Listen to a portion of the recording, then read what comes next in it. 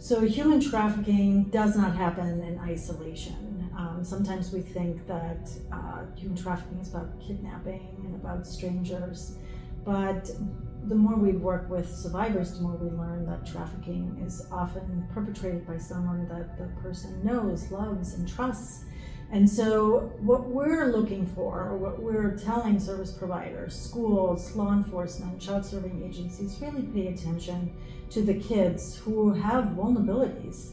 That can be child abuse, sexual abuse, that can be living in poverty, that can be kids who are homeless and are being kicked out of their homes, kids who come from marginalized communities, kids who are isolated, kids who have really low self-esteem could be a vulnerability area. So human trafficking, we really can't point to specific signs, but we can look at these vulnerabilities and we can identify these vulnerabilities and we can pay close attention to those kids, provide more supports.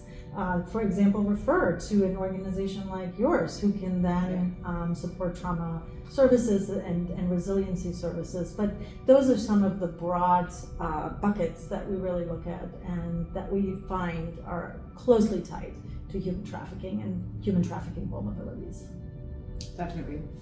So for us, because we work with victims of child abuse, there's certain particular things that we can look for. Just like you're saying, there's never one exact clear-cut sign, but there are various things that we know and can tell usually mean that there's something going on, whether that's a change in behavior that's sudden or something that doesn't seem like that child's normal baseline.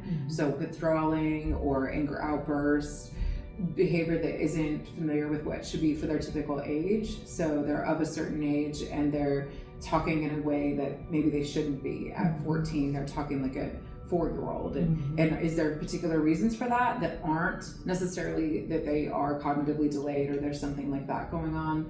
Unexplained injuries, self-disclosure to loved ones or to somebody in school about something that may be happening, something that happened to them that made them feel uncomfortable. These are just some of the signs that can be evident. But again, if there's anything that someone is concerned about at all, there's nothing wrong with saying anything. We always tell people, if you see something, say something.